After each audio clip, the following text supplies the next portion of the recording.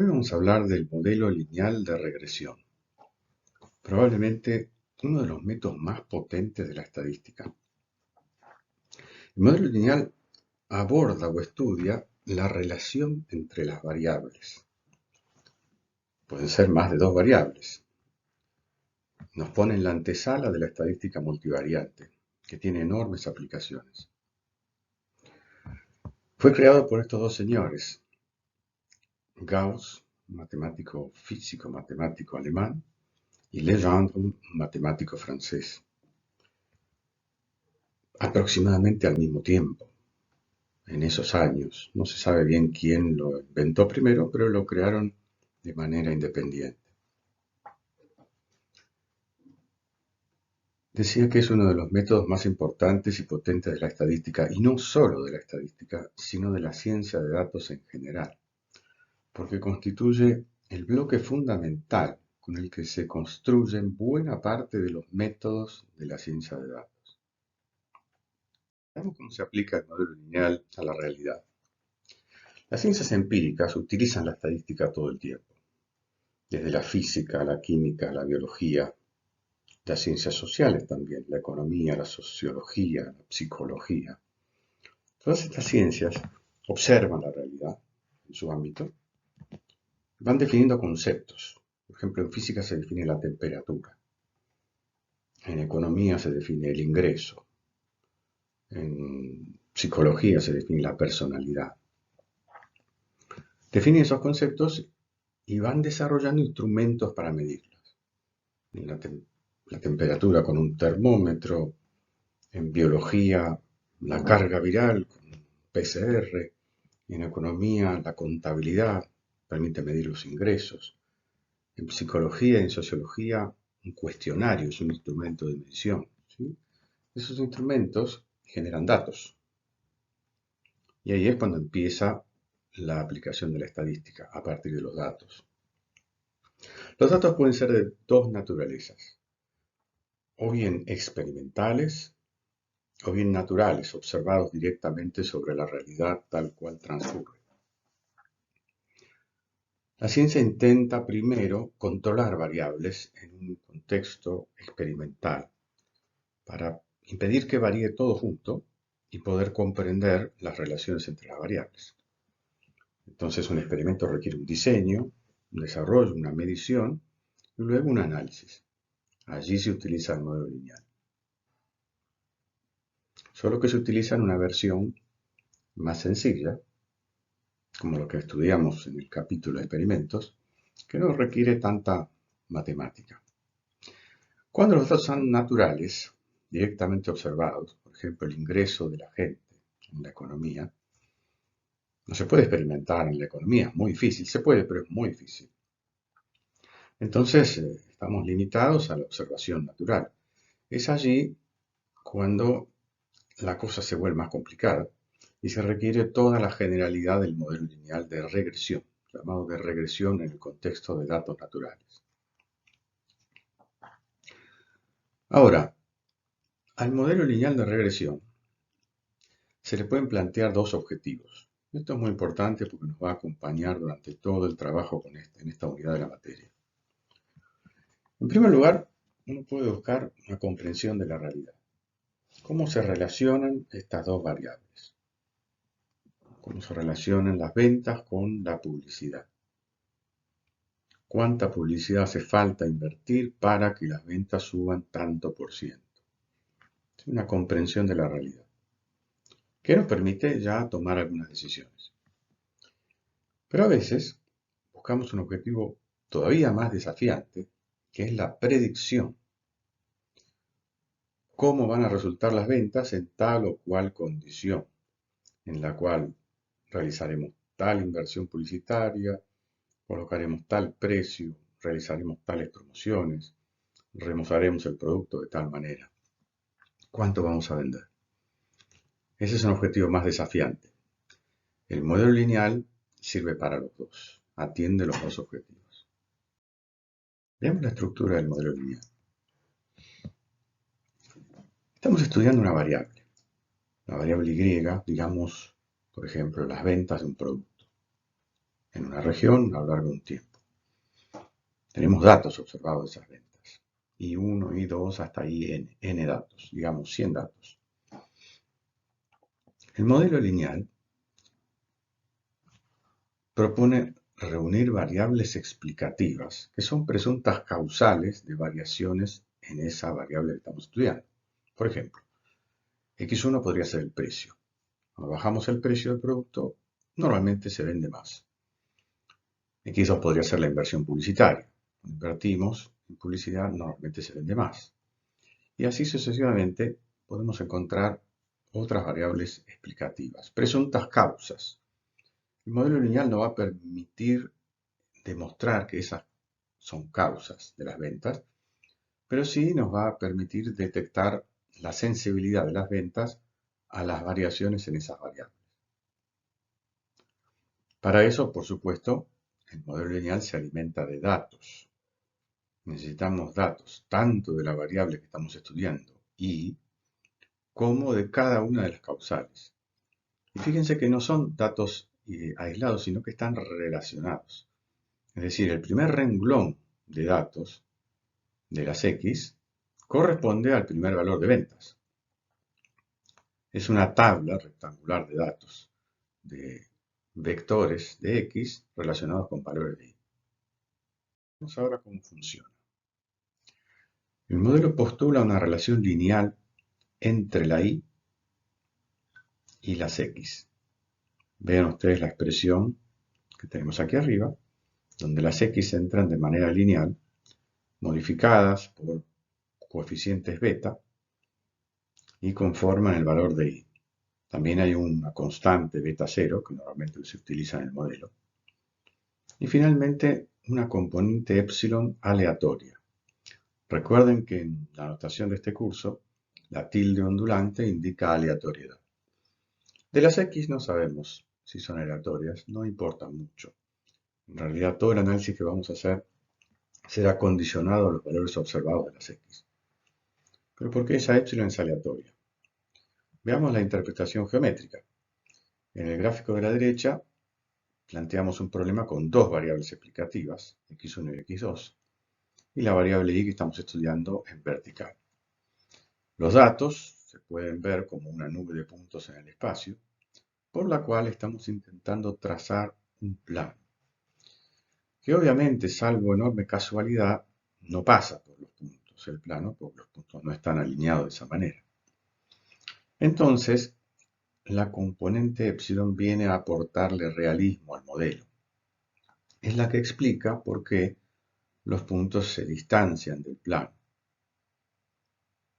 Como ven ustedes aquí, este punto azul sería el punto del plano correspondiente al dato rojo que está más arriba. Esta desviación es la componente epsilon aleatoria. La aleatoriedad del epsilon repercute en la y entonces entendemos a la y como una variable aleatoria. Para que el modelo funcione adecuadamente, tenemos que tener una cantidad importante de datos. N, la altura de estos vectores de datos, debe ser bastante mayor a K, el número de variables observadas, el número de ejes en esta interpretación geométrica. Y además, epsilon debe comportarse educadamente para que podamos encontrar los valores de los beta. ¿A qué nos referimos con eso? A los supuestos que están aquí abajo. Ya vamos a entrar en detalle en esos supuestos, pero así de una primera aproximación. Podemos decir que epsilon debe tener esperanza nula, es decir, que sea tan probable que el desvío sea hacia arriba del plano como hacia abajo del plano. Debe tener una varianza uniforme en toda la región, en todo el dominio de las X, la misma varianza que llamamos sigma cuadrado. O sea, esta distribución de probabilidades que marcamos en azul en el gráfico tiene la misma varianza en todo el dominio. Ese desvío estándar es el que regula el alejamiento de los puntos del plano. Es decir, el punto rojo puede alejarse del punto azul, pero no demasiado porque entra en una zona de bajísimas probabilidades que solamente muy raramente puede ocurrir. Debería estar dentro de la zona de altas probabilidades marcada por esta distribución de probabilidades. El supuesto número 3 establece que los épsilon son independientes. Ya hablaremos de eso. Y el supuesto número 4 plantea una ley normal para esta distribución de probabilidades de épsilon, del alejamiento de los puntos del plano. Por último, es necesario que estas columnas X sean linealmente independientes. Es una condición no tan importante. Para trabajar con el modelo lineal, vamos a necesitar el lenguaje de las matrices.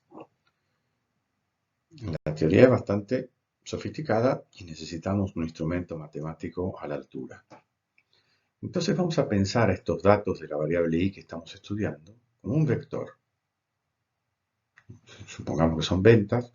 Tenemos las ventas en 100 instantes de tiempo, 100 semanas, por ejemplo, n, y conforman un vector columna de 100 componentes. Las variables x las compactamos en una matriz x por columnas, empezando por una columna de unos, que se relaciona con el beta 0, y siguiendo por cada variable en sucesivas columnas, x1, x2 hasta xk. Esta matriz entonces es más alta que ancha, porque n debe ser suficiente para poder encontrar estos parámetros, estimarlos.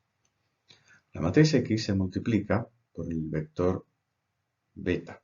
Es un vector cortito, es un vector cuya dimensión es k más 1, es decir, el número de parámetros.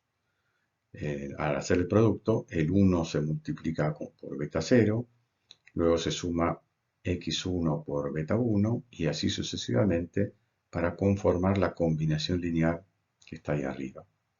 Y el épsilon se agrega, se suma como un vector de n componentes. Esto entonces lo escribimos de manera sucinta como la expresión que está recuadrada ahí abajo. Estos del modelo también se expresan de manera matricial. Pero para esto necesitamos entender un concepto un poco nuevo, que es el de esperanza y varianza de un vector aleatorio. Vamos a la parte de abajo del slide. Y allí planteamos un pequeño vector épsilon con 3 componentes, que son 3 variables aleatorias. Este vector épsilon tiene una esperanza de épsilon, que es otro vector de la misma dimensión, cuyas componentes son las esperanzas de cada una de las variables aleatorias que componen el vector épsilon. Esperanza de épsilon 1 hasta esperanza de épsilon 3. Obviamente esto se generaliza fácilmente para n componentes. La varianza no es un vector con las 3 varianzas apiladas, sino que es una matriz. Es una matriz cuya diagonal está compuesta por las 3 varianzas, o las n varianzas, y fuera de la diagonal principal tenemos todas las covarianzas. Covarianza de épsilon 1 con épsilon 2, covarianza de épsilon 1 con épsilon 3, covarianza de épsilon 2 con épsilon 3, y en el triángulo inferior lo mismo, ¿sí? Especularmente es una matriz simétrica, porque la covarianza de épsilon 1 con épsilon 2 es igual a la covarianza de épsilon 2 con épsilon 1, y así las otras.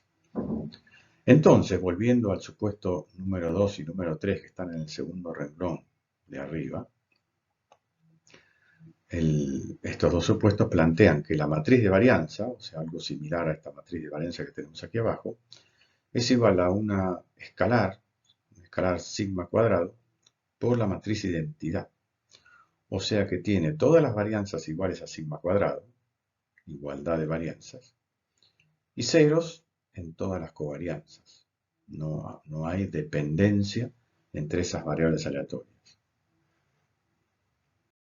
Ha llegado la hora de determinar estos coeficientes beta, estimarlos. El modelo plantea y igual x por beta más épsilon. Tomando la esperanza, dado x, tenemos la predicción de y.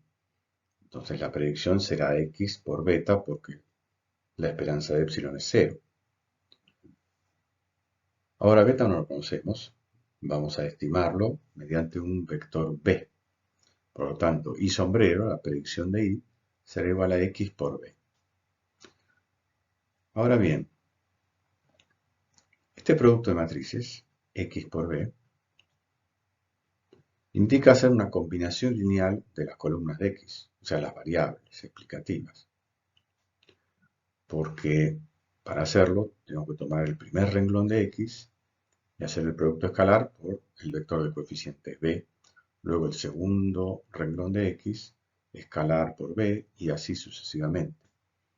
Vean que los primeros elementos de todos los renglones de x se multiplican siempre por el primer coeficiente del vector b y así sucesivamente. Es decir, esto es una combinación lineal de las columnas de x, o sea, de las variables explicativas. Pensémoslo geométricamente, pero de una manera diferente a la interpretación que habíamos visto antes. Aquí estamos en el espacio de n dimensiones. Supongamos que en el caso de las ventas del que veníamos hablando, se trata de un espacio de 100 dimensiones. Allí el vector y es un vector en ese espacio enorme y cada una de las variables x son vectores también, dispuestos de alguna manera en ese espacio de n dimensiones. Esas x generan un subespacio muy pequeño porque supongamos que tenemos 5 variables explicativas. Entonces generan un subespacio de dimensión 5, embebido en un espacio de dimensión n, que puede ser 100. Muy bien, como y sombrero es una combinación lineal de las x, entonces va a estar obligadamente dentro de ese subespacio. Y buscamos el vector y sombrero dentro de ese subespacio más parecido al y observado. Se busca entonces que y sombrero se asemeje ahí, lo más posible, pero restringido al subespacio pequeño donde puede moverse. Tomamos el error, que es este vector, error o residuo, es este vector que empieza en la punta de y sombrero y llega hasta la punta de y, o sea, la diferencia y menos y sombrero es e, el residuo o error e. Y buscamos que E sea mínimo, ¿sí? Allí es donde se abren dos caminos. El desarrollo de Gauss plantea la máxima verosimilitud y llega a una estimación de los coeficientes. El desarrollo de Legendre procede de manera algebraica y es un poco más sencillo. Por eso vamos a usar este segundo.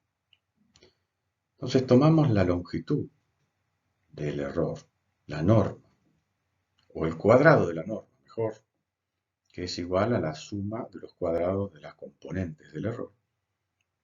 A esto lo llamamos la suma de Gauss Q, y buscamos que sea mínima. Legendre observa que esto se consigue cuando el vector E es ortogonal al y sombrero, o sea, ortogonal al espacio generado por las X, o sea, ortogonal a todas las X. ¿Sí? Esto se consigue entonces, esta condición de mínimo, cuando todas las XJ son ortogonales al vector E. O sea, la traspuesta de X por E es igual a 0. Porque, ¿qué es la traspuesta de X? Es una matriz cuyos renglones son las variables X. Y tomo el producto de cada uno de esos renglones y hago escalarmente por el vector E. Y para que sea el vector ortogonal deben ser todos nulos. Desarrollando entonces esta expresión matricial de aquí, reemplazando el error E por la diferencia y menos y sombrero, luego reemplazando y sombrero por su expresión x por b dentro del paréntesis, luego distribuyendo traspuesta de x por y menos traspuesta de x por b debe ser igual a 0 para la ortogonalidad. Y despejando b, el vector b de esta expresión, suponiendo que la matriz traspuesta de x por x es invertible, obtenemos la expresión de abajo recuadrada, que es la solución de cuadrados mínimos para el modelo. Esta matriz transpuesta de x por x tiene un rol importante en el modelo y entonces adopta un nombre. Se la llama la matriz de información. Mide, de cierta manera, la cantidad de información que hay en esas variables x que nos permiten predecir o evaluar y o estudiar la variable y.